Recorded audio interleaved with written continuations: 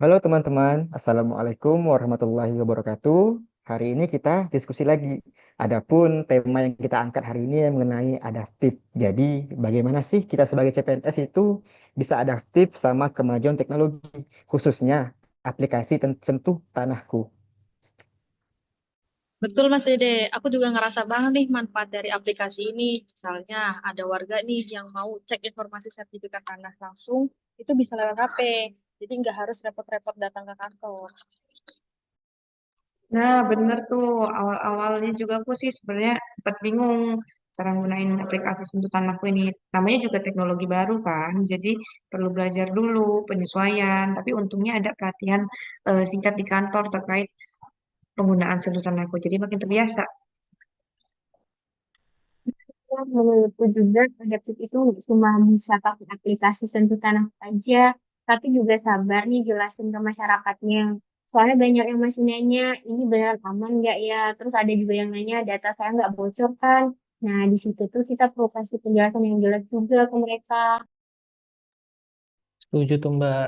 Kemarin aku ketemu tuh sama warga yang jadi pemohon di sini nih. Dia tuh ragu banget buat install aplikasi sentuhan aku tuh. Jadi setelah aku jelasin pelan-pelan langkah-langkahnya, akhirnya mereka mau tuh buat install aplikasi sentuhan aku. Nah, iya benar banget Mas Afri. Apalagi sekarang masyarakat udah makin melek teknologi ya.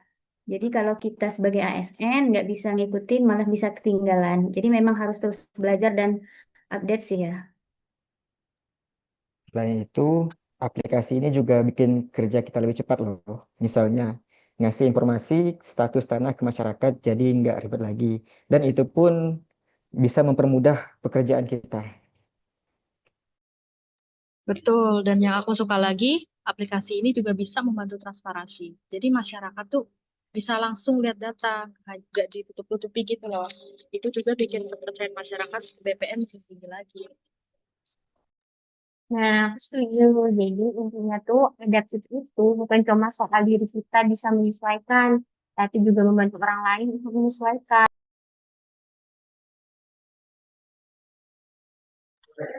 Iya bener. Jadi kalau kita terbuka, terus ramah dan sabar menjelaskannya pelan-pelan, masyarakat juga otomatis tuh lebih gampang menerima teknologi baru ini gitu kan. Ya, ya, ya.